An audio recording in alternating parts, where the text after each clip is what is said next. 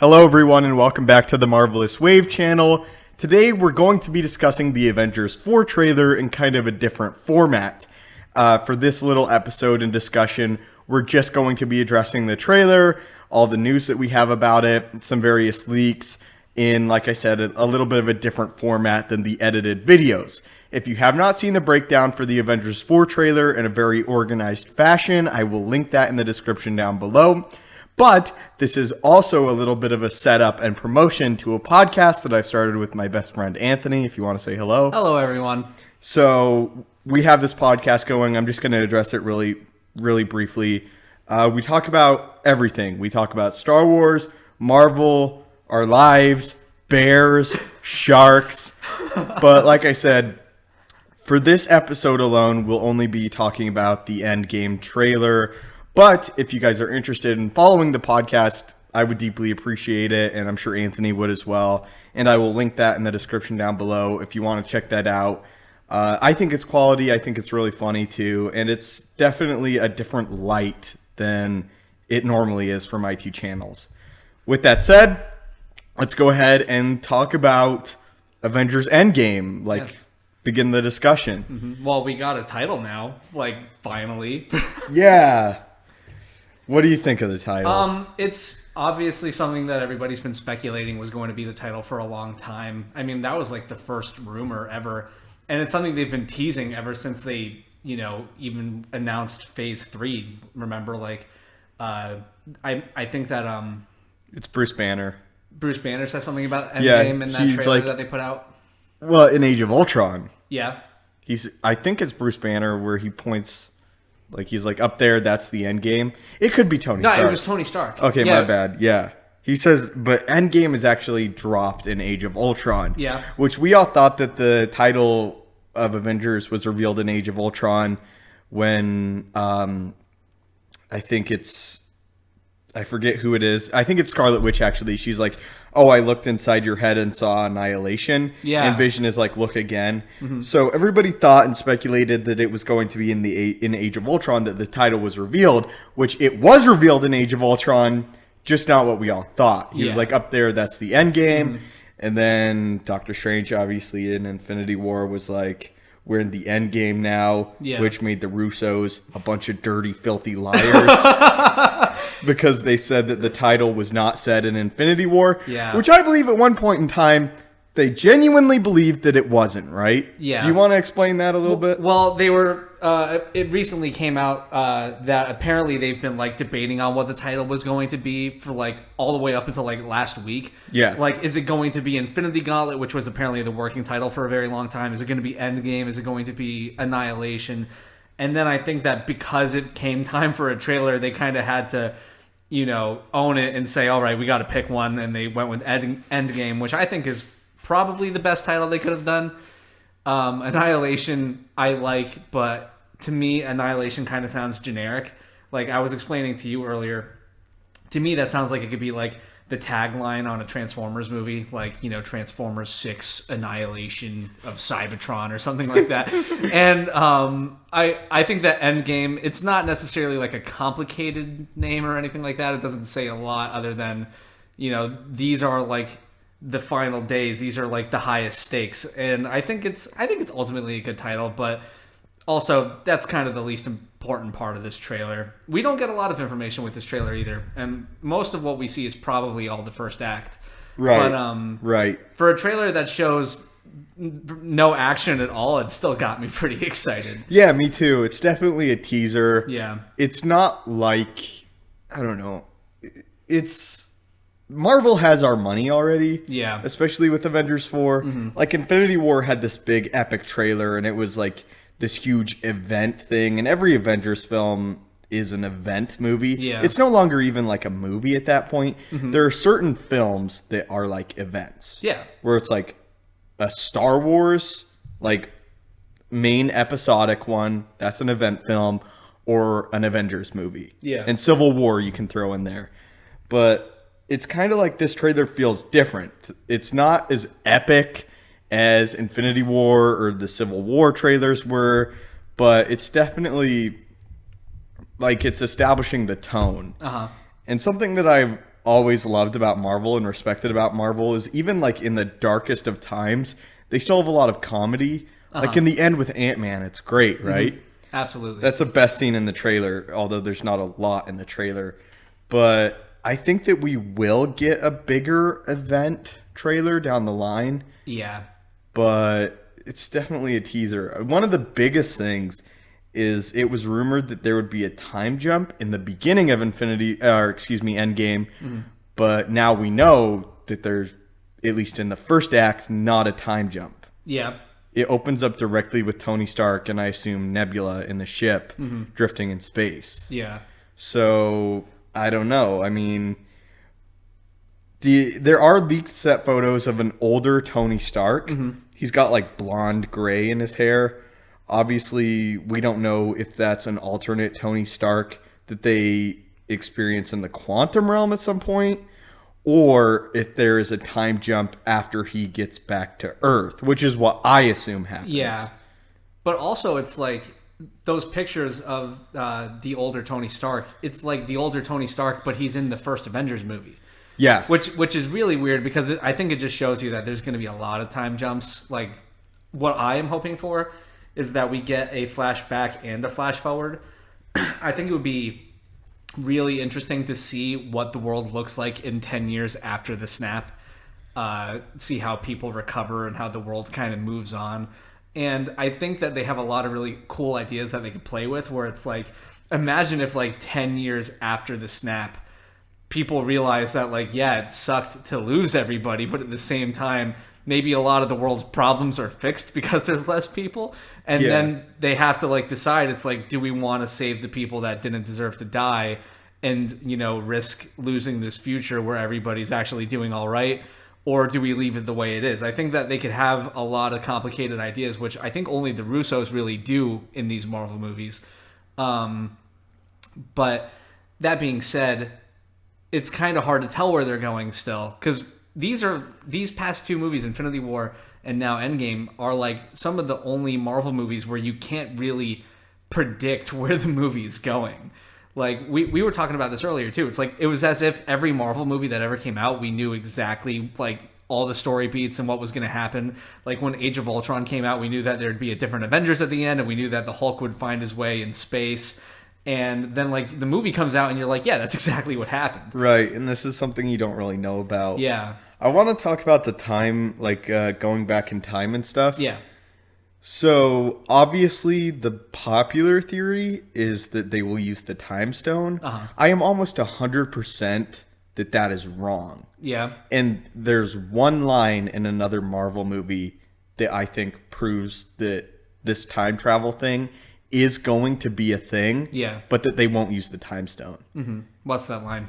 It's in Ant-Man and the Wasp, and it's where Janet warns them not to get stuck into a time vortex from the quantum realm. Mm-hmm.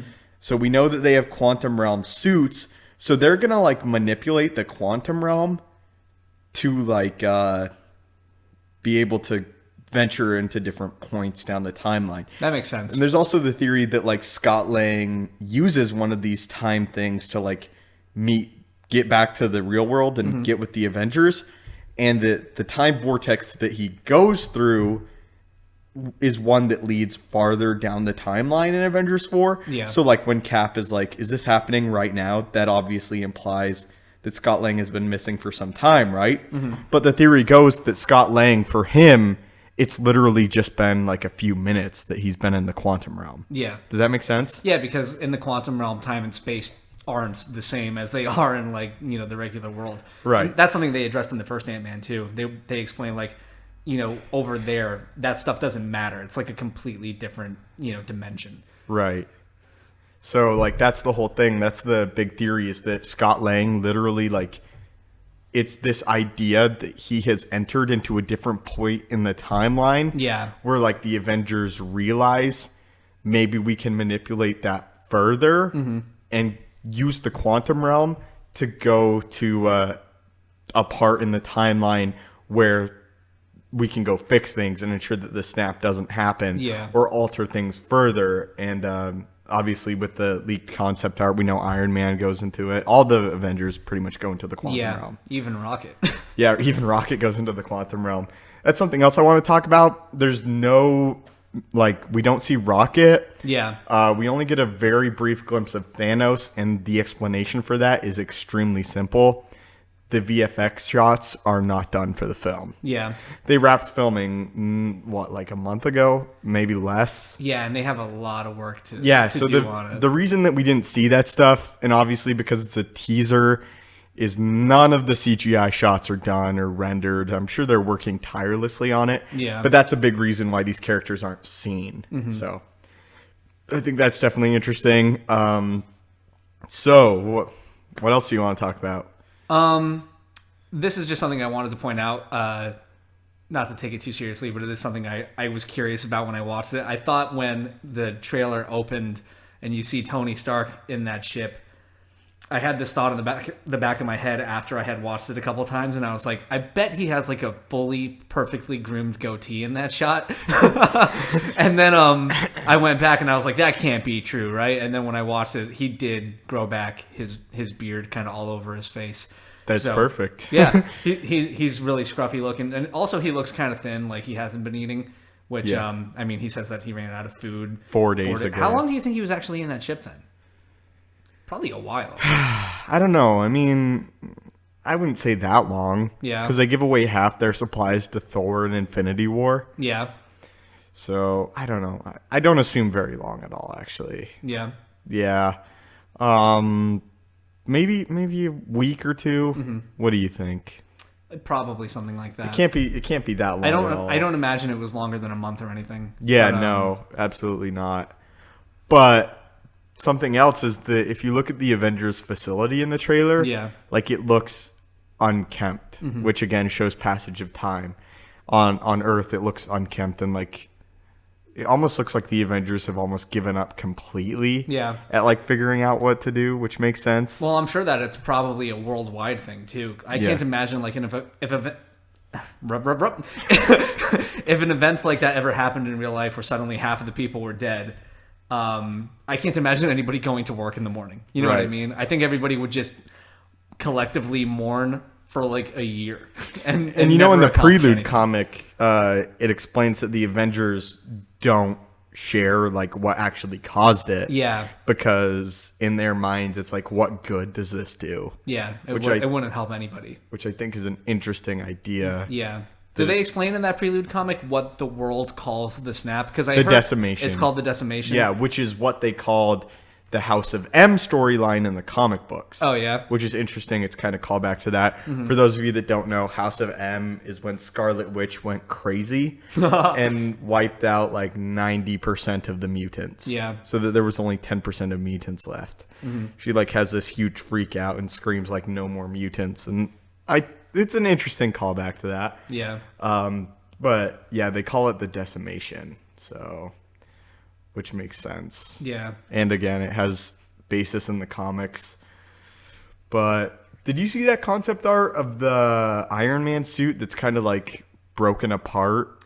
Yeah, I have actually. Yeah. What do you think of that? Do you think that plays some type of role, obviously? And also, how do you think Tony Stark gets out of space? Because there's two big theories. Yeah, well, I know that we were talking earlier about the idea that it could be possible that through Tony's message to Pepper, that Pepper receives it and then maybe dons some sort of prototype Iron Man suit that Tony made for her, and that would be the rescue suit, because we know that that's going to be in the movie. Yeah, the rescue armor is confirmed. Yeah, and because of the line where he was drifting in space with no, what's the line exactly with no hope of rescue. No hope of rescue, something like that.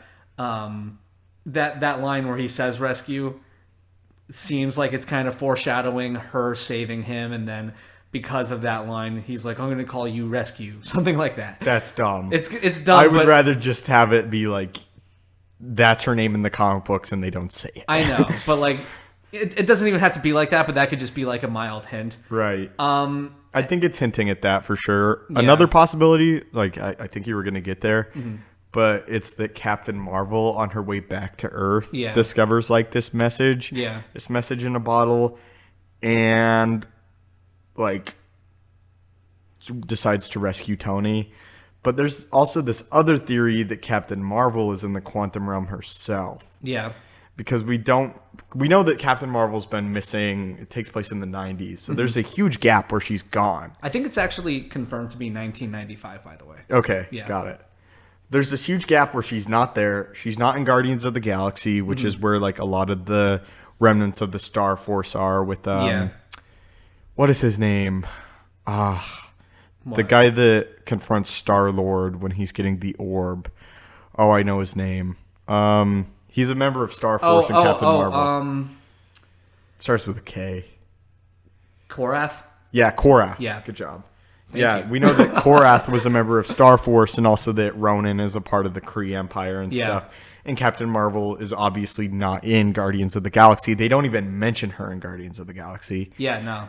So I just think like it's possible that she's in the quantum realm too. And there's also the major theory that I believe that she actually draws her powers from the quantum realm. Yeah. So Her powers do look very similar to what the quantum realm looks like in both the Ant-Man movies. Right. Kind of like that super like iridescent, colorful, kind of like almost like rainbow looking energy. And it's got a lot of reds and yellows and stuff, which is like the two, I think, most prominent colors in the quantum realm. right. So that definitely could be. The thing that I think about that theory, though, as far as her saving Iron Man and bringing him to Earth, is that seems like too much to me for like Nick Fury to send out this message to her and then also her stumble into a message from Tony Stark. Like, it seems like too many messages going to Captain Marvel. Yeah. Which, I mean, I'm not saying that it couldn't work. I mean, it could work. Could she save Ant-Man from the quantum realm? Or do you think the time vortex thing is more likely? I'm not sure. It could be a time vortex thing. I think it would be fun in that movie for like Ant-Man to run into Captain Marvel, because to me that's like the two. It's the most opposite powerful and like not that Ant-Man's not powerful, but just like he is the least serious Avenger, if you'll say, Avenger. Compared to the most powerful and most likely very serious Captain Marvel. It's like, a 1 and a 10. They're just the complete opposite sides of the spectrum. right. Which Marvel's great at. And Yeah. I would not be surprised if they have like a thing. Yeah, Marvel is excellent at coming up with really entertaining pairings like Thor and Rocket Raccoon. Like the idea that those two have like an entire adventure in Infinity War, it's one of the best parts of the movie. Right. Sweet Rabbit. It's genius. I think that pairing would work really well. But it's like we're saying, though, it's like we really just have no clue what's going to happen in this movie. It could go any way. Right. Captain Marvel is the big thing. I would say if I had to guess, the Avengers go through a time vortex, and Thanos, with the power of the Infinity Stones, kind of gains the ability to meet them at certain points in time, potentially, because he has the time stone and the power. And the space stone. Yeah. So if he figures out where they are, he can like go there himself. Yeah. Theoretically. Do you think that he'd be able to actually generate that kind of power with the stones too, though, after the snap? Or maybe they could even do a thing where it's like he's capable of doing that time travel, but it maybe takes a toll on him physically, kind of like the snap did, because he's already so drained, and the Infinity Stones are already so drained from the snap. If you look at the trailer, actually, Thanos is limping, Yeah. just like he is at the end of Infinity War. He's still limping. And another thing is, and I was going to make a full video on this, he's wearing like a knitted shirt and knitted pants, just like he did in the comic books. Yeah. So this is Farmer Thanos. Yeah. But the Infinity Gauntlet's still like on his arm. Do you think it's stuck? Absolutely, I do. Like his arm is so damaged, and like I'm sure like the damage to his arm and the gauntlet itself, they probably just kind of fused together. Right. I think it is stuck on his arm. That's really cool. It is really I was thinking cool. about that earlier today, and I realized like if he still got that gauntlet on, it's probably stuck. Right. I'm sure it's stuck. Yeah. Because wouldn't he have taken it off at that He point? probably would have. It's like what threat is there? If you look at it in Infinity War, it is so like burnt and destroyed. It probably has literally melded to his arm. Yeah, How absolutely. horrific and awesome is that? It's so cool. There are little details that the Russos know to do that are just like the most incredible thing in all these Marvel movies. They're by far, I think, the best directors in the universe. Yeah. Yeah, they've done a great job. They have like my 3 favorite movies. Yeah. And then you have Thor Ragnarok up there. Yeah. But it's just like Civil War, Winter Soldier, Infinity War, Mm-hmm. like quality wise, like they are 3 for 3. Yeah. Like, you know, this whole like, oh, trilogies are cursed in like Marvel universe directors. It's like you have like people that point to Sam Raimi, and I can't think of another one. Or people always point to Christopher Nolan too with the Dark Knight trilogy because people always, complain about the quality of The Dark Knight Rises. Yeah. Basically, the whole idea behind the theory is that a director will make a trilogy and they'll get really excited on the second movie because they already made the first movie, so they don't need to set up anything anymore. Like the characters are, they're developed, so then you can maybe throw in a better villain. And this works with like, Spider-Man 2, this works with The Dark Knight. But once you get to the third movie, the director's kind of burnt out and they lose passion or they just get tired. So it doesn't end up as good as the second movie. So there's like a climb in quality with the second one and then a departure of quality when they do the third movie. Yeah. But that hasn't happened at all with the Russos. And I'm excited that Infinity War and Endgame were shot Same back to thing. back. Same yeah, movie. it's basically because even they were going to call it Infinity War Part 1 and 2. Right. It's And I don't know about you, man, but I am watching Infinity War leading right up until I leave to go to the Endgame. Yeah, right. I am. Yeah, like of that's course. what I'm doing. We're probably going to watch that movie 5 times again before we even get to Right. that release date. I'm just talking about like I am before I leave Yeah. to go to the movie theater with my advance tickets so I don't have to wait in some stupid line. I am going to watch and time it out perfectly. Yeah. I'm probably going to watch Civil War, Infinity War, and then Endgame. Yeah. And I'm going to cry. Oh, I know. It killed me watching Captain America cry in the trailer. I was Did just it? like, don't cry, Cap. It wasn't your fault. It got me way worse with Iron Man. Iron Man, that's so sad. To me, that's actually my favorite scene in the trailer. Because it's one of those things that just, I think, reflects on the character of Tony Stark, where he's so... he's just so wise in that opening scene when he tells Pepper, it's like, don't feel bad about this because, the end is part of the journey. Right. And he realized that like he did his best and he couldn't save the day after all. and he's okay with it almost. Because it's like he knows that these are his final moments and he has to make peace with that. Right. And he's probably also optimistic about the future without him because I'm sure that he has hope where he's like, this may be the end for me, but it doesn't have to be the end for everybody else. And maybe somebody will take over and learn from our mistakes or learn from, our victories and what we've done and then kind of put things the right way. He knows that there are other heroes out there still too. Cause right.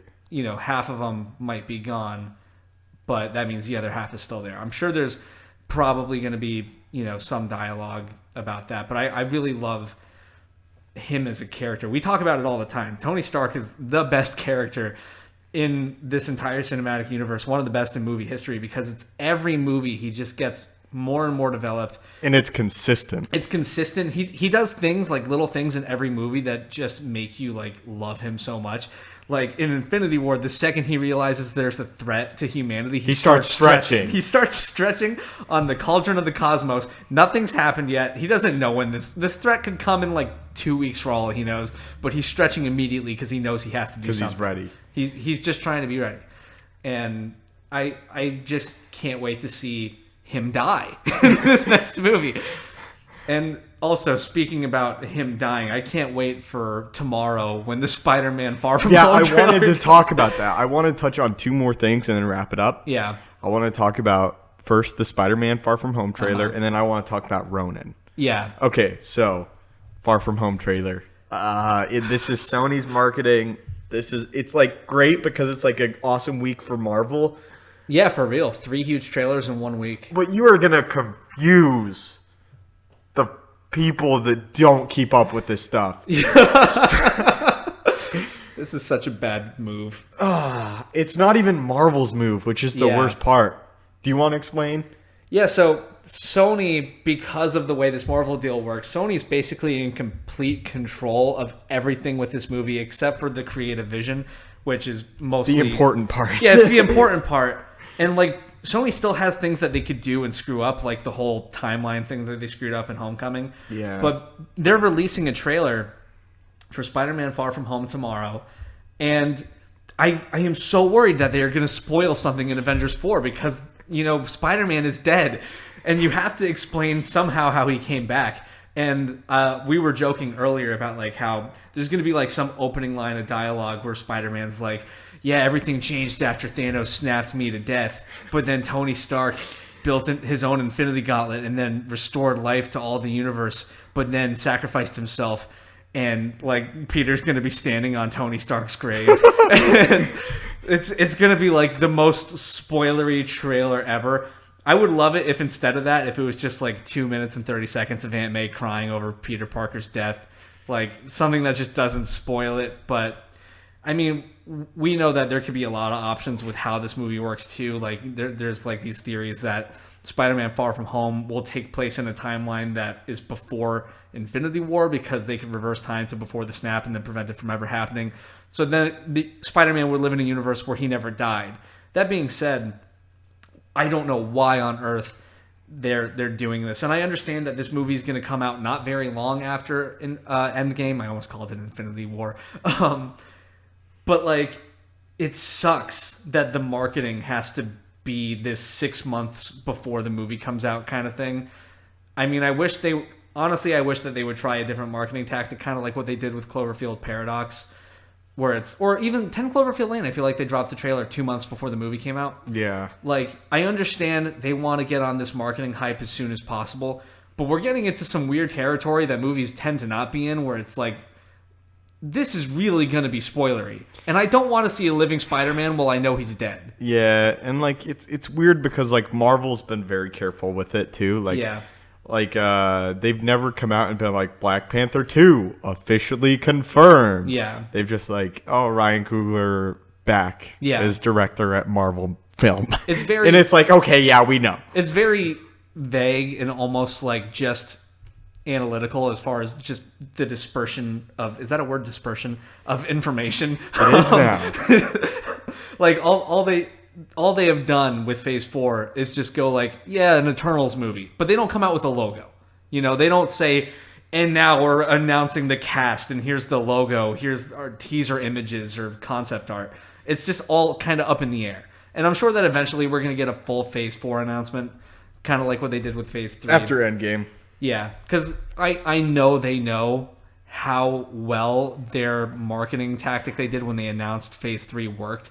Like, I don't think anybody was more excited for anything than when they did that. And they had, like, the Civil War drop and then, like, the teaser for, like, Infinity War. That was all just, you know, voiceovers and then a final shot of until Thanos this week, that was the biggest week in Marvel Cinematic Universe history. Yeah, absolutely. So it was such a big thing for them that, of course, they have to do it again. They have to, like, officially announce the entire slate for Phase 4. Especially since there's a lot of things that, like, you know, they're doing that are going to be completely out of the box. And we don't know a lot. Like, we know there's, like, a Black Widow movie, but we don't know much about it. Yeah. We don't know when it's going to come out. It's just all super vague. So they have to touch on that.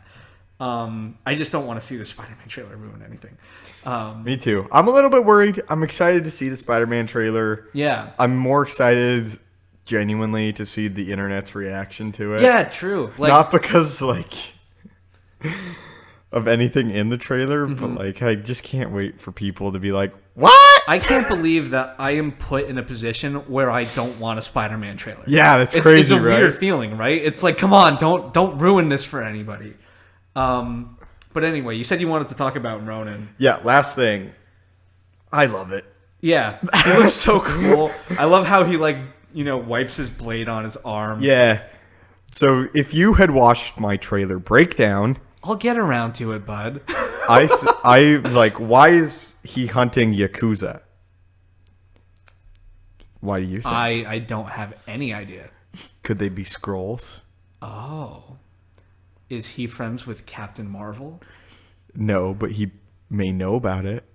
How would Hawkeye know about Skrulls? I don't know, bro. I'm just out of curiosity. I'm not I'm not giving you grief. Maybe he stumbles upon something in the time jump, and he's like, oh, this person isn't human. What's going on? Oh, that could be interesting. Or they could just be bad dudes, and Yeah. Hawkeye is taking out his anger on them. He could just be doing that total vigilante Batman thing. Right, but Secret Wars is coming eventually. It has to. Secret Wars could be the next big thing. I mean, it wouldn't shock me, especially since it's probably going to take them a while to get to the X-Men and Fantastic Four and all that stuff. Yeah. And with Captain Marvel, hopefully it's a huge hit.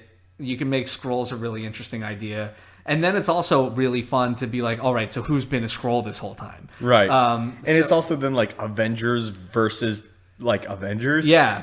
But evil Avengers that you can see get blowed up. You could have awesome scenes where somebody accidentally kills the real Avenger, Yeah, I mean, you can do a lot. Yeah, it's a really fun idea. It's a way to also bring, high stakes to this universe after the snap, because that's obviously an issue that I know they're all focusing on, is like, where do we go where we could really make a dramatic, intense movie with stakes where we don't have to kill half of everybody. Right. Right. And Secret Wars is a great way to go. You can have people debating over who is a Skrull for like a year leading up to it. It's great. I see a few options for an eventual Phase 4 end villain. Yeah. It's like you got Norman Osborn with the Dark Avengers script that was announced. Yeah. You got Doctor Doom. You got Galactus. You could go like with another unknown one, like people have talked about, Annihilus. I don't see that. Or you could go Skrulls. Yeah. That's what I see. I definitely think that out of all those options, that Secret Wars is probably what they're looking at the closest. Most likely because they have the full rights to all of those characters, Yeah. for starters. Absolutely. I think it would be amazing to see like an Avengers versus like the Dark Avengers kind of thing. Especially since we were talking about this before too. A good way to play Norman Osborn in this universe would be to make him more than just a Spider-Man villain, because we've seen 2 incarnations of him already, and he is a great character that they should use, but you don't want to retread. So if they make him more than what he's been, and you make a Dark Avengers movie, and you make him, or make the Dark Avengers like an Avengers villain, that would be a super interesting way to take that. Right. Can you imagine like an anti-Tony Stark done well? Yeah, that would be awesome. Right? I mean, it would be really cool if Tony Stark was still alive to see that, which he's totally going to die. But can you imagine like a new Avengers team facing someone like on the level of Tony Stark, but completely evil? He would be. That would be a really great direction to take it, and I think that's something that's going to be really fun to see in Phase 4. Is like, because it's so obvious that they have to take a new direction now, and I think that Kevin Feige has even talked about like Phase 4 is more or less the birth of a new universe beyond what we've already known. And there are things that... Which is the best way to handle it. It is the best way to handle it. And I'm sure we're going to see a lot of things that are familiar. Obviously, we're definitely going to get a Black Panther movie. We're going to get a second Doctor Strange, most likely. Because of the popularity of Thor Ragnarok, it would a fourth Thor movie. Yeah, it would be a or mistake we even talked about a team up movie. A team up movie would be great, and they're getting so good at that too. It's like every time there's a new movie, there's always multiple characters in them now. Yeah, like you can't do Spider-Man without throwing Iron Man in it, and like Thor Ragnarok with the Hulk, and Doctor Strange even had that cameo. What's another one? I know they've been doing pretty good. I know there's more.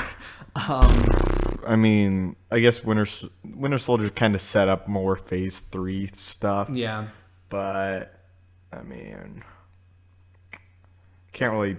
Every movie doesn't really shy away from it, though. Like the Falcon cameo in the first Ant-Man, though. Like, they have that full fight scene.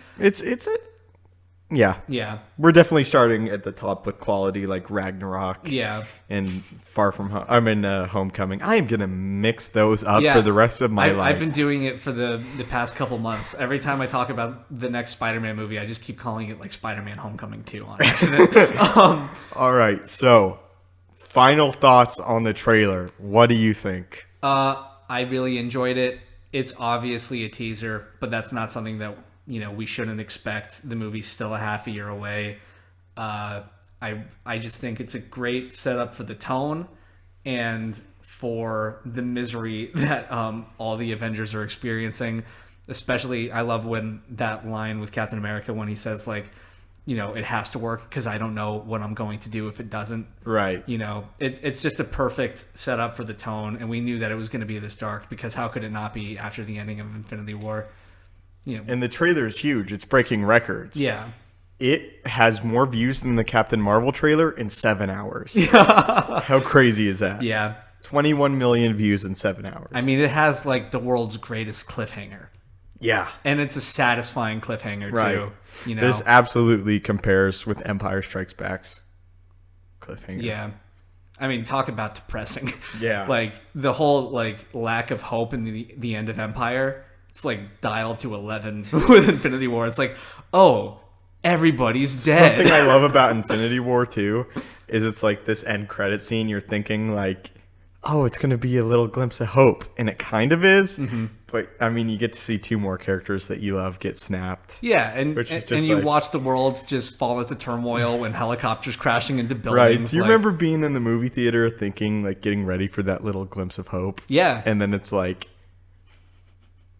nope.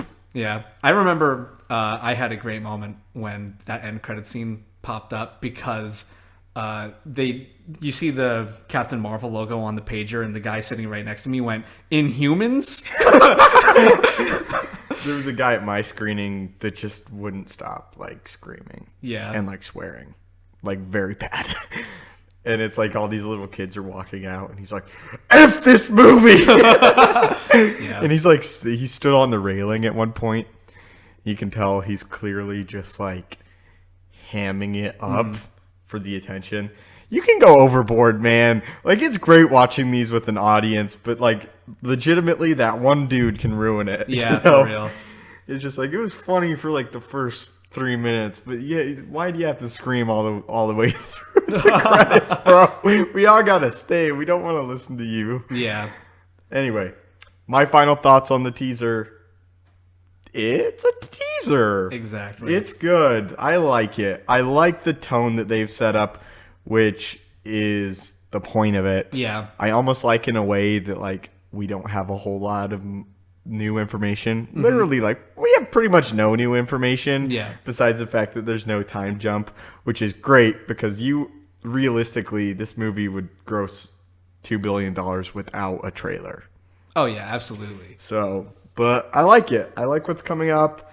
It feels like the end, but also the beginning, which is awesome and really, really hard to achieve in a trailer. Mm-hmm.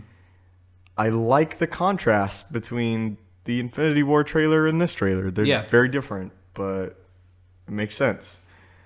So, that's going to wrap it up. All right, guys. That was our pretty in-depth discussion about major theories for Avengers 4 and Phase 4 at this point. Yeah. Thank you so much, Anthony, for sitting down and nerding out with me for a little while. Again, we have our own little podcast that will talk about a whole bunch of stuff. I'm sure other Marvel topics will come up, but other topics as well.